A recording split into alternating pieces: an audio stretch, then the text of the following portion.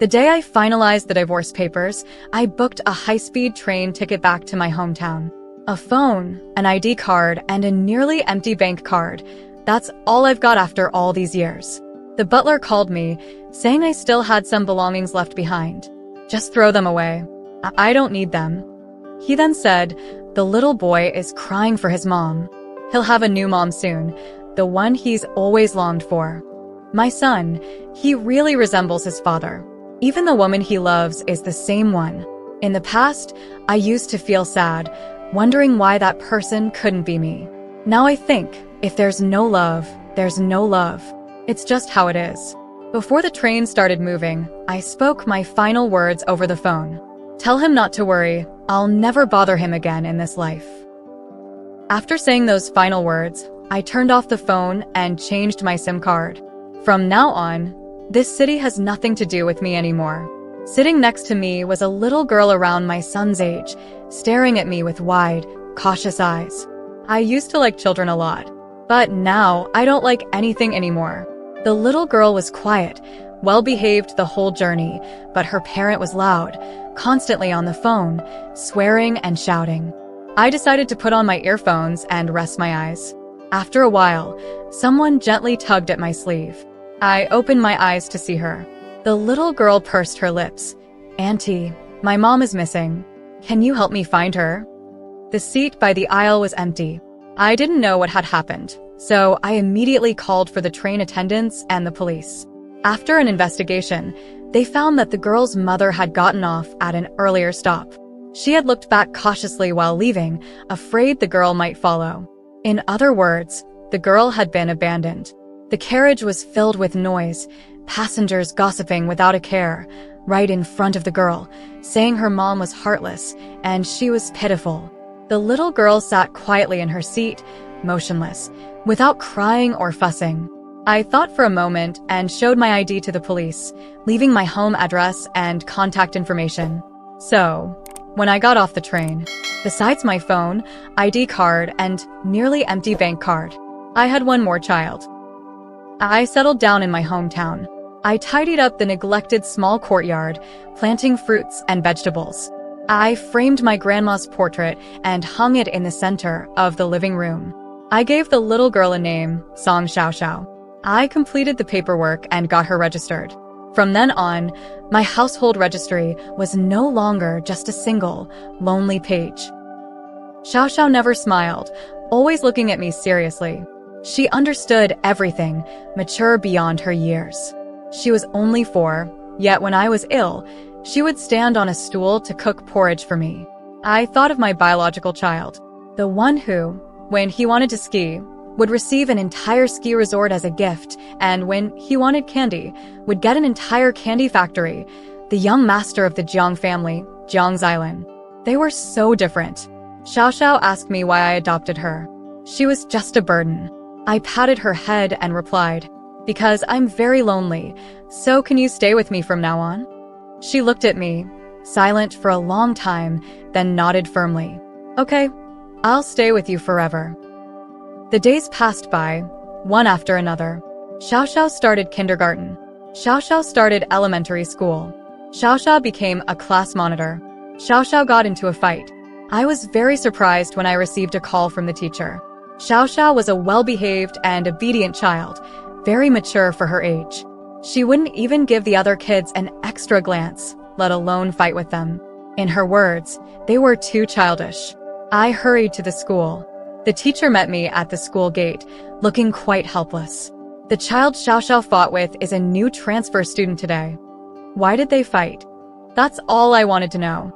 The teacher gave me a slightly strange look when she heard my question. What is it? Jiang Xilin said Xiao was trying to steal his mom. What did you say? I stopped in my tracks. The photo of you and Xiao in her pencil case was seen by Jiang Xilin, the teacher explained. He said Xiao was shameless for trying to take his mom. I stopped talking and followed the teacher in silence. When we reached the office, the teacher turned back to me. By the way, Xilin's father is already here. Standing at the office door, I first glanced at Xiao, who was quietly doing her homework in the corner.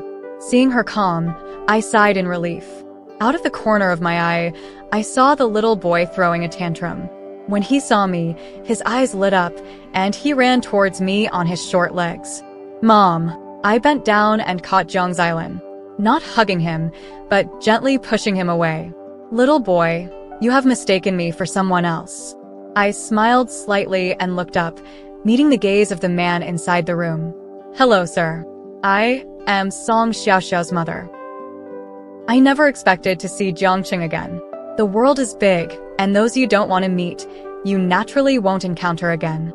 Jiang Xilan cried loudly, accusing me of abandoning him. Xiaoxiao gripped her pen tightly, and I knew she was getting annoyed. Jiangqing stared at me, saying nothing. I knew he was waiting for my reaction. Xiaoxiao, I packed her school bag. Can you go home first?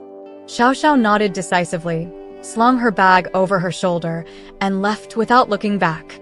As soon as she left, Jiang Xilan quickly wiped away his tears and ran back to hug my leg. Mom, please don't be angry, okay? I know I was wrong.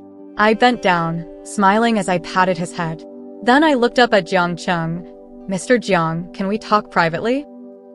There wasn't much to say about my past with Jiangqing. It's not worth mentioning. When my grandma was young, she did a favor for the Jiang family, reportedly saving Jiangqing's grandmother from a kidnapping. So, over the years, the Jiang family would send gifts during holidays. When I got into university, my grandma was old and couldn't manage things well. She was also worried that I wouldn't adapt to the big city alone. So she contacted the Jiang family and asked them to look after me. That year, I came out of the train station carrying a lot of luggage and saw Jiangqing leaning against a car, casually looking at his phone. He was really dazzling, so dazzling that I wanted to use all the beautiful words I had learned to describe him. Falling for him was the most natural thing in the world. I knew we weren't from the same world and didn't expect anything more. The moon hung high in the sky, and I was already content just to have its light spill over me as I passed by. Jiangqing and I went to the same university. Occasionally, at the elder's request, he would bring me some items. Over time, we became acquaintances. Later, I heard about Jiangqing and his childhood sweetheart's love story. The protagonist's love was always full of passion, constantly sweet, quarreling, breaking up, and making up. I was just a spectator, occasionally feeling a bit lost. In my junior year, I started an internship. Since the company was far from the school, I had to commute for a long time every day. One day, I happened to meet Jiangqing, and when he casually asked about my situation, I told him the truth. Not long after, I received a call from Jiangqing's grandmother.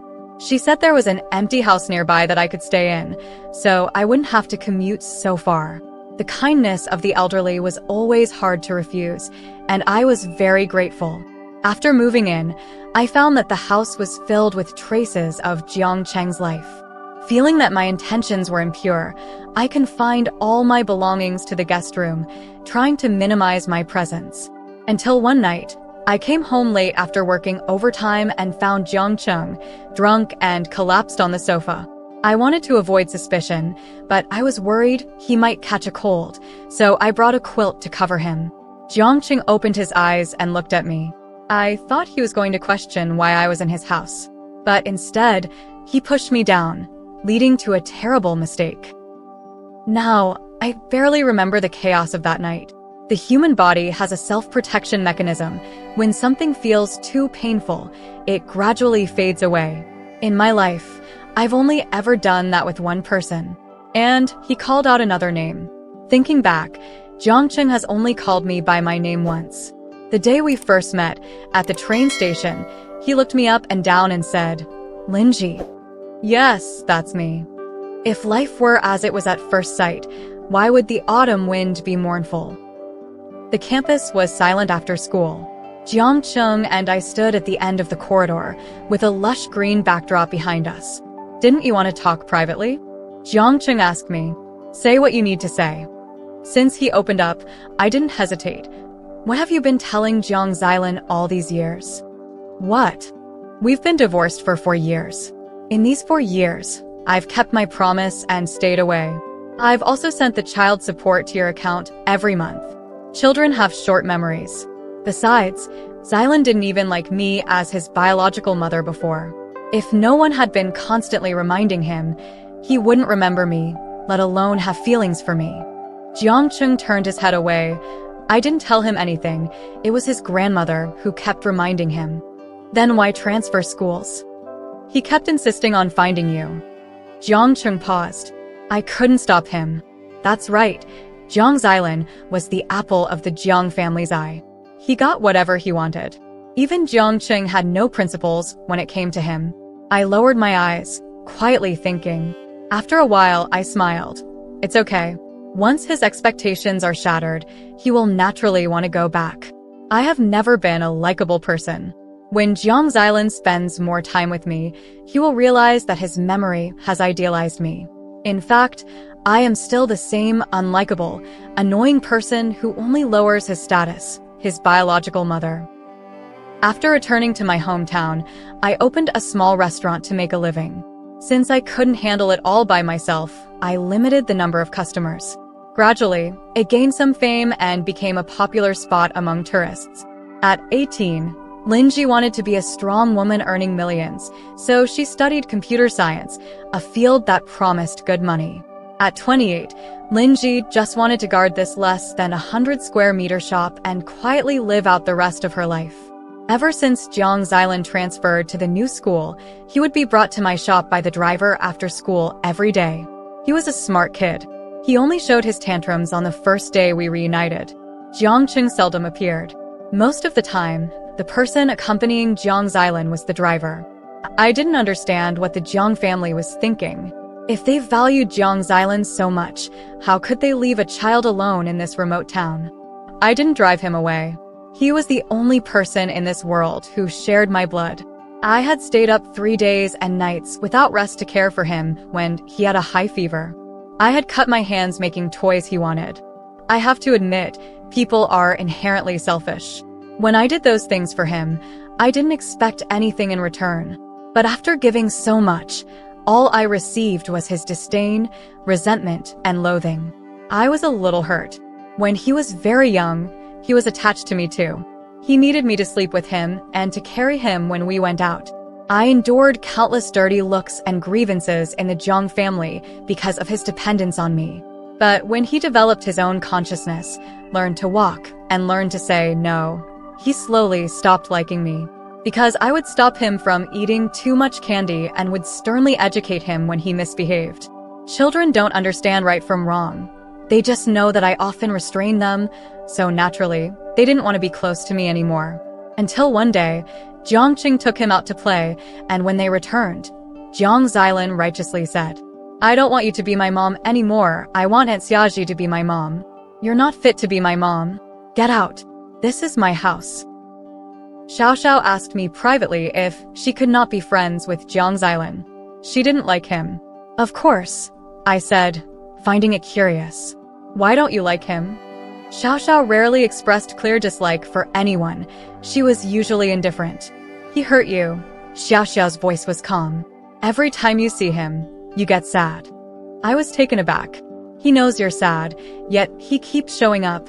Xiao continued, lowering her head, a bit sullen. Can I beat him up?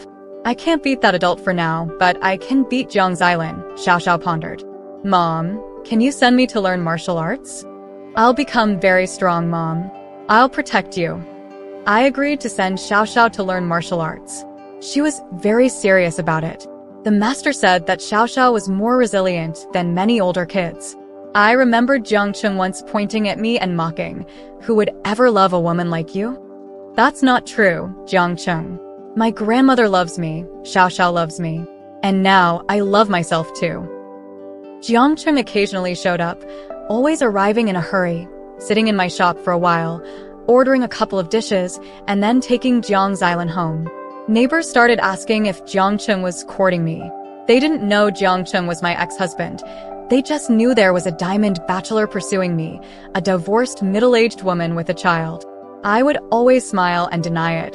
He's not blind. Why would he be interested in me? He's here to pick up the child, not to pursue me. In the past, I might have speculated about the intentions behind Jiangcheng's actions. But now, I had no curiosity about him. Whether he came or went, I didn't care. I occasionally wondered when Jiang Xilin would tire of this pleasing mother game. He had been in this town with no aquarium, no amusement park, no big mall for almost 3 months. Perhaps the trait of what's unattainable seems precious is ingrained in everyone, even children. The colder I was to him, the more he clung to me. He often wore a lonely expression on his face. When I gently held Xiao Xiao's hand, when I bent down to straighten Xiao Xiao's dress, when I brought out a special treat for Xiao Xiao from the kitchen. But every time I looked at him, he would wipe away his loneliness and give me a sweet smile. People's preferences change with their emotions. When I loved this child, even a slight knock on him would make me feel bad for a long time. But now, even knowing he was pretending to be strong, I felt nothing. I even wondered, why hasn't he left yet? His presence here was really annoying. I didn't hate him, I just no longer liked him. Early summer arrived, and the summer vacation officially began after the graduation ceremony. That day, I opened my shop as usual, and by the time I closed it in the evening, there was still no sign of Jiang Xilin. I thought he had finally tired of this boring game and planned to return to his rightful place as a pampered young master. But when I got home, I found him holding a delicate cake box, sitting obediently on the steps of my small courtyard. Jiangcheng was with him too. Several gift bags were placed beside them. Their striking looks attracted admiring glances from passers-by, but they were focused on the moment. Dad, when will Mom be back? Soon. We brought her a birthday cake and so many gifts. Do you think she'll be happy? She will. Upon hearing this, Jiang Xilin pursed his lips and smiled expectantly. He was dressed formally in a little suit, clearly having put effort into his appearance. But the weather was stuffy, and he was sweating slightly, perhaps from waiting too long or from excitement. I stopped a little way off. Xiao Xiao, however, walked straight up to them, without pausing, and said crisply, "You've got it wrong. Mom's birthday isn't today." "You're lying." Jiang Xilin rarely confronted Xiao Xiao directly. He knew I loved Xiao Xiao and didn't want to upset me, so he usually avoided interacting with her. But now, he stood up and shouted, "Mom's birthday is today. We share the same birthday. I can't be wrong." Jiangcheng saw me and stood up too. He didn't speak, but his face showed a hint of expectation. "Linji." He called my name awkwardly, "Happy birthday." I walked over, took out my keys, and unlocked the gate while calmly looking at him. "I forgot to tell you, I've changed my birthday." After a moment's thought, I added, "But this small detail shouldn't matter to you, right?" I used to love birthdays. Grandma was a little old lady who cherished rituals. Every year on my birthday, she would prepare a grand feast, a beautiful cake, and a delicate gift. It was just the two of us at home, but it never felt lonely. Her health wasn't great, so she couldn't travel long distances. But once I went to college and couldn't be home for my birthday, she would still insist on flying to whichever city I was in, just to be with me, blow out candles, and eat cake. When Grandma was alive, I never felt lonely. That year on my birthday, Grandma flew over to be with me as usual. I was heavily pregnant with Jiang Xilin at that time, in the late stages of pregnancy. I didn't want Grandma to worry, so I hid all my discomforts from her and lied, saying Jiangcheng was very attentive to me. But in reality, Jiangcheng rarely even looked at me. Although we lived under the same roof, he treated me like I was invisible. At the time, I could understand him. That night with him was a mistake, and I initially thought that since Jiangcheng was drunk, I could just slip away quietly after it was over. As long as I didn't say anything, no one else would know what had happened. But things didn't go as planned. That entire night, Jiangcheng kept tormenting me.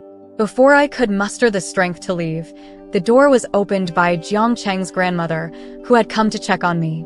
She had brought chicken soup for me, knowing I had been working overtime. From that moment on, things spiraled out of control. Jiangcheng's grandmother wasn't interested in the intricacies of young people's love. She only knew that Jiangcheng had compromised my honor and had to take responsibility. Whether Jiangcheng had someone he loved, whether his family approved of me as a daughter-in-law, or whether I wanted to marry him, none of that mattered to her. What mattered was that she couldn't wrong me or my grandmother. Gee, I've already told your grandmother about you and Xiaokang. She's not in good health, and you wouldn't want her to worry about you, right? I can tell that you have feelings for Xiaokang. You're a good child. I know you don't want to ruin Xiaokang and Xiaoji's relationship. But what's done is done. Xiaoji can't tolerate any blemish in her relationship with Xiaokang, so there's no future for them. But you and Xiaokang have endless possibilities. Don't you want to give it a try? I must admit, I was tempted for a moment. However, before I made a decision, I found out I was pregnant. The symptoms were severe and impossible to hide. So, I had no way out. I could only brace myself, endure Xiaokang's disdainful looks, and embark on a marriage that was doomed to be unhappy. Sometimes, I deeply resented my tendency to endure humiliation and submit to others. I had to pretend to be blissfully happy in front of the elders and act indifferent in front of Xiaokang. But in truth, I was not happy. I was in great pain. Morning sickness was painful, swelling was painful, and cramps were painful. Being disliked by Zhang's family was painful, being loathed by Xiaokang was painful, and being ridiculed by Xiaoji was painful. I endured and welcomed yet another birthday. Grandma was very happy. She not only prepared a gift for me, but also one for her future great-grandchild. She said she wasn't going to leave this time. She would stay until I had given birth and finished my postpartum confinement. But Grandma never got to see Zhang's island born. On my birthday, I took Grandma out for dinner. She witnessed Xiaokang and Xiaoji holding hands and kissing affectionately. Then she had a heart attack and was hospitalized. My resentment toward Xiaokang probably started from that moment. Clearly, I wasn't the one who did anything wrong. Clearly, I was the biggest victim. So, why did I have to bear all the suffering? As soon as Grandma was sent to the hospital, she went into the emergency room. Not long after, Zhang's family arrived. Xiaokang's grandmother slapped him hard right in front of me. But I no longer wanted to stop her. I just stared at the operating room, hoping the doctor would bring me good news. However, the light in the operating room went out shortly afterward. The doctor came out and regretfully told me to hurry up and say goodbye to the elderly woman. How ridiculous to say goodbye. Just an hour ago, my grandmother was holding my hand with a big smile, saying she had personally made soft little clothes for her precious grandchild. And now I had to say goodbye. Xiaokang's grandmother cried bitterly, repeatedly apologizing to me and my grandmother. I couldn't hear anything. I just stood there, holding my grandmother's hand tightly, afraid that if I let go, I would never touch her again. I know you're not happy with your marriage. You're just keeping it to yourself because you don't want me to worry. Grandma lay on the hospital bed, looking at me with heartache. I'm sorry, Ji. I won't be able to stay with you anymore. She cried painfully, sobbing. Ji, what are we going to do? What if someone bullies you? What if no one treats you well? Who can I trust to take care of you? Good sister, don't worry. I will definitely take good care of Ji. Xiaokang's grandmother wailed, pulling Xiaokang over to get his promise. Xiaokang knelt by the bed and told Grandma, "Don't worry, Grandma. I will take good care of her." Grandma looked at him with cloudy eyes, her face filled with sorrow. The biggest regret of my life is asking you to take care of her. She clung to my hand, her eyes filled with deep reluctance. But in the end, she still left. She left with unwillingness, regret, and deep sorrow. Clutching my aching belly, I screamed through the night in the operating room and gave birth to Zhang's island. Xiaokang might have felt guilty towards me. After Grandma passed away, he rarely saw Xiaoji and often helped take care of the child. Though he didn't talk much with me, at least we maintained a respectful distance. Xiaoji went abroad due to heartbreak and rarely contacted Xiaokang. I thought this would be my life. Living in an unhappy marriage with a husband who didn't love me and a lovely son. But Xiaoji came back, and when she returned, she took away all of Xiaokang and Zhang's island's attention. The familial affection I might have had and the love I never received were all taken by Xiaoji without hesitation. On Zhang's island's birthday, she said she had a big surprise for him. So, he left me without hesitation and ran to her. Xiaokang said Xiaoji still didn't like me, so he didn't bring me along. He promised to bring Jiang's Island back before sunset to celebrate my birthday with me. But that day, they didn't return until midnight. Xiaokang called and said Jiang's Island was too tired from playing and had fallen asleep. He didn't want to wake him, so they stayed out. In the quiet night, I sat by the window for a long, long time. I remembered Grandma, holding my hand before she died, saying sadly, "What if no one treats you well?" "Grandma, I don't like birthdays anymore." Out of politeness, I let the father and son into the house and poured them some water.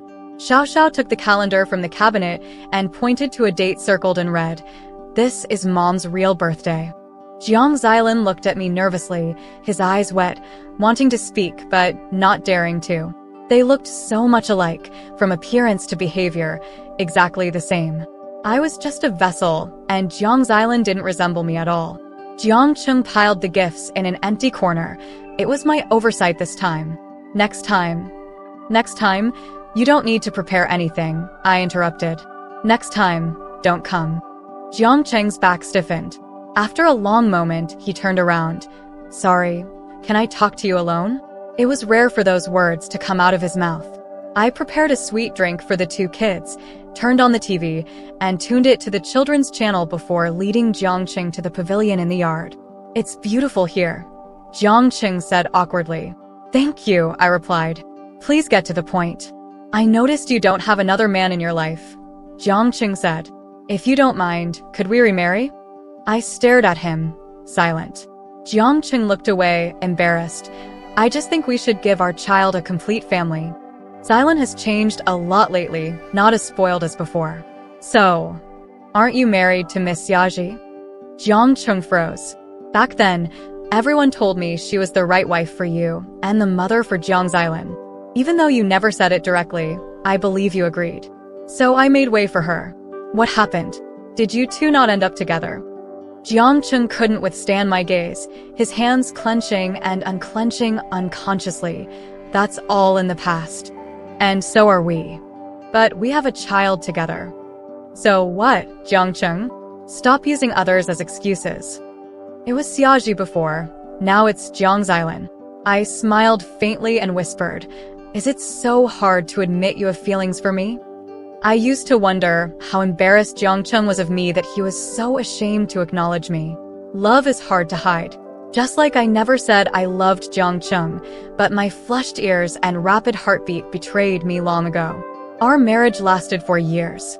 Although I have a tendency to please, if he had never given me any hope, I wouldn't have held on for 4 years. When he started to have feelings for me, or how much he liked me, I don't know.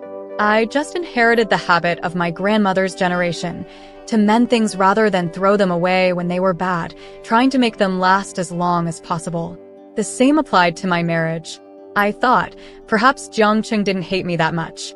If I tried harder, maybe our marriage could improve. I desperately tried to find any trace of his love for me and gather these fragments, hoping they could light my way forward. In the end, I illuminated the road ahead. The road was rough, filled with stench that made me physically uncomfortable. These bits of love couldn't sustain me, nor could they bring me warmth. They only made me realize how unbearable this marriage was. I used to think maybe your strong sense of morality stopped you from loving anyone other than Xiaoji. But then I thought, if you really had such a strong moral sense, how could you be ambiguous with your first love even after knowing you were married? You're just selfish. Even now, you use Jiang's Island's longing for me as an excuse to try to reconcile. But Xiaokang, we've been divorced for 4 years.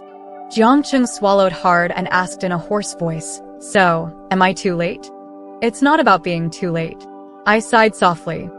It's just that everything is already in the past. Xiaokang, look forward.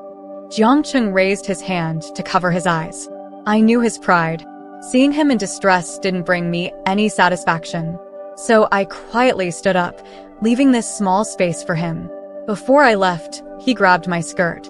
He held on tightly, his knuckles white and veins bulging. He had lost a lot of weight, and there was an unhideable sense of decay about him. I heard his suppressed sobs and saw his trembling shoulders. "Don't come again," I said. Go back to your own life and take Jiang's island with you. I pulled my skirt free and smoothed it. I forgot to tell you, my current birthday is the anniversary of our divorce. That was also the day I found Xiao. She didn't know her birthday, and I wanted to change mine. So we decided together to make that day our new birthday. Consider it an early birthday gift for me. Give me some peace. Thank you, Jiangcheng. Jiangcheng left, taking Jiang's island with him. He said nothing, but Jiang's island sensed it. Before leaving, he clung desperately to my leg, refusing to let go. He cried bitterly, his voice sharp and hoarse, his face flushed, sobbing as if he might faint any moment. I won't go. Let me go. I want Mom. He struggled fiercely, begging me. Mom, please don't abandon me, okay? I'll be good and obedient. I won't make you sad anymore. Don't send me away. Dad, you're a liar. You said Mom would forgive me. Big liar. Big jerk. Go away. Mom. The car door slammed shut, and I saw Jiang's island crying and clawing at the window, pounding on it desperately, looking at me pitifully. Jiangcheng yanked him back, holding him firmly, and ordered the driver in a deep voice, "Go." He didn't look at me again, never once turning back. Xiao stood beside me, looking up at me expectantly. What's wrong? I asked gently, looking down at her. They won't come back, will they? No, they won't. Mom, are you sad? I just smiled and rubbed her head. Xiao, everything will pass. Remember, no matter how painful things get, as long as you keep moving forward without looking back, you'll get through it.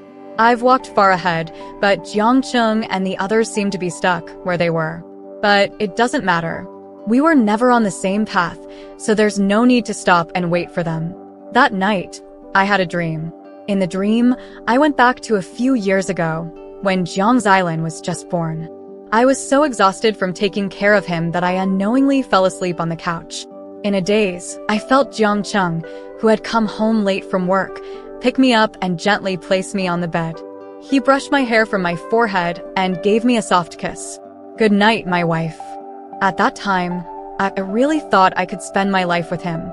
Later, I understood that a lifetime is too long and no one can accompany anyone through the entire journey. He was a passerby in my life, a vivid stroke in my otherwise calm life. But that was all. Jiangcheng, for us, it had ended a long time ago. After Jiangcheng and Linji divorced, the atmosphere in the Jiang household remained gloomy for a long time. The woman who was unwelcome by everyone had finally left, but the expected relief never came. Jiangcheng, always a man of few words, spoke even less after the divorce. He busied himself with work, either traveling or on the way to a business trip. Even when he came home, he would often just collapse into bed. Jiang's island, on the other hand, was carefree, constantly pulling the nanny's hand, running around, and throwing tantrums whenever things didn't go his way. But one day, he suddenly asked, "Where's Mommy?" The nanny didn't know how to respond. Jiang's island, being proactive, searched under tables, in closets, and in the garden, but found nothing. Where did Mommy go? Children forget quickly, but Jiang's island was smart. He could even clearly recall the last time he saw Linji. That morning, before Linji left, she smiled, bent down and patted his head. "Xilan, Mommy is leaving. I used to hope you would be an obedient child, but now I understand that you are different from me. You have the luxury of being willful. In the days to come, be happy and joyful." At that time, Jiang's island didn't take those words to heart. He was annoyed by Linji's lectures and resented her control over him. But at that moment, when he recalled those words and looked around the large villa, realizing that Linji's presence was nowhere to be found, he finally, belatedly, began to feel sad. That evening, when Jiangcheng came home, Jiang's island uncharacteristically grabbed his hand. "Dad, did you and Mom have a fight?" Jiangcheng stopped in his tracks, looking down at him. Jiang's island's innocent face frowned. "Can you apologize to Mom and make up? I haven't seen her in a long time. I want to eat Mommy's sweet and sour ribs. Can we have that tonight?" Jiangcheng looked at the assumption on Jiang's island's face, first expressionless, then slowly. A malicious smile appeared. I didn't fight with her, I divorced her. Do you know what divorce means? Divorce means she doesn't want you anymore. She won't see you again, no matter what you do. She won't care anymore. She abandoned you, understand? He seemed to take pleasure in Jiang Xilan's fear and repeated, Jiang Xilan, she doesn't want you anymore. She will have other children in the future, more obedient and cuter than you. In her heart, you mean nothing now. You're lying. Mom would never abandon me. Jiang Xilan screamed, you're the one who was abandoned. Mom said she loved me the most. She lied to you. Jiang Cheng laughed. Jiang Xilan, you were deceived. She loves you the most? Huh. You believe that nonsense. Jiang Cheng, what nonsense are you telling a child? The elders of the Jiang family hurried over, holding the emotionally distraught Jiang Xilan and soothing him. Xilan, don't cry. Daddy was just joking. I want Mommy. Mommy is busy and went back to her hometown. She will be back in a few days, okay? No. I want to see her now. Jiang Xilan struggled fiercely. Jiang Cheng was most annoyed by Jiang Xilan's willfulness. He watched Jiang Xilan's tantrum with cold indifference, like a bystander, without a trace of emotion. Even when Jiang Xilan cried so hard he nearly vomited, Jiang Cheng merely frowned and turned to go upstairs. The bedroom's furnishings remained exactly as they were before Lin Ji left, including the large wedding photo on the wall. Sometimes, Jiang Cheng didn't understand what he was thinking. When he and Xiaoji broke up, he deleted her contacts, threw away keepsakes, all in one go, eager to erase every trace of her from his world. But after divorcing Lin Ji, he didn't throw anything away, as if throwing them away meant losing. He tried hard to remain emotionally stable, to prove that Lin Ji's departure hadn't affected him at all. He thought, it was just a woman he didn't love. Divorcing her should have been a relief. Half a year after their divorce, Xiaoji asked him if he wanted to get married. Jiang Cheng was silent for a long time and then said, forget it. Jiang Xilan was still fussing about wanting to see her the other day. If I marry you, who knows how he will react? Xiaoji looked into his eyes and asked, you're not marrying me just because of Jiang Xilan? What else? Xiaoji laughed, somewhat mockingly. Jiang Cheng, sometimes I admire you. You can even deceive yourself. Jiang Cheng didn't understand what he was deceiving himself about. When Jiang Xilan turned 18, Jiang Cheng was still single, but Lin Ji had remarried.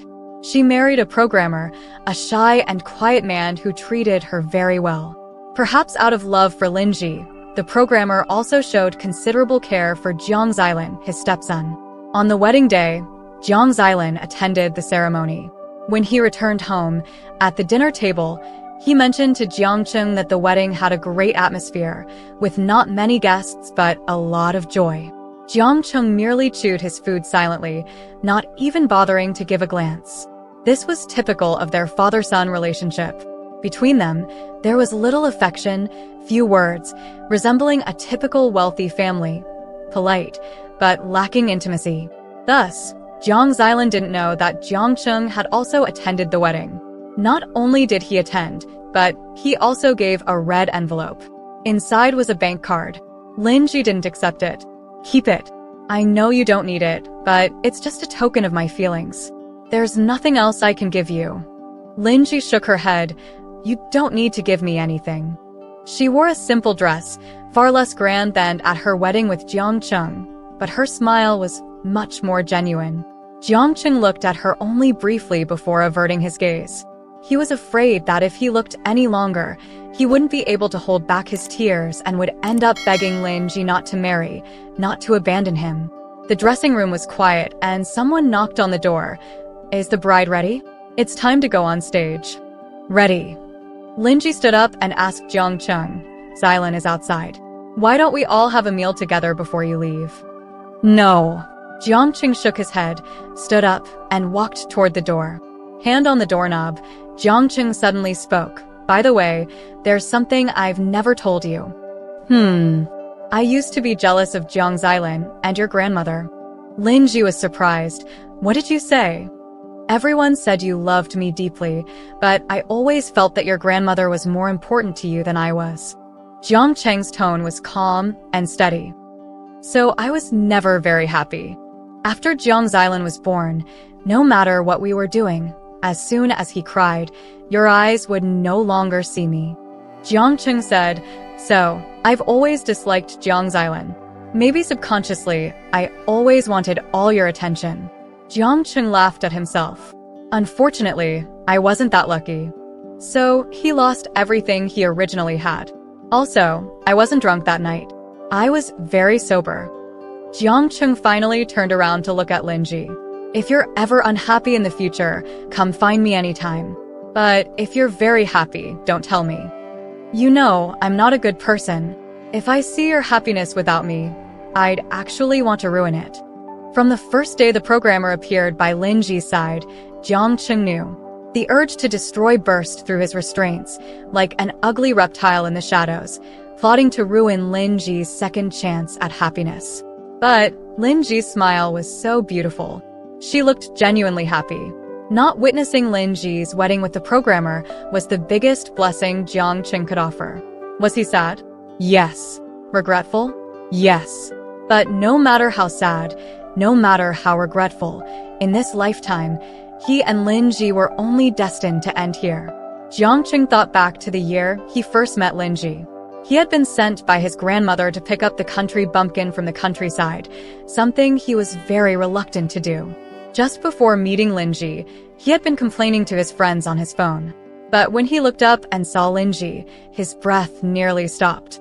She was like a cool breeze, sweeping away all the summer heat, leaving only the cicadas chirping and the dappled sunlight among the treetops.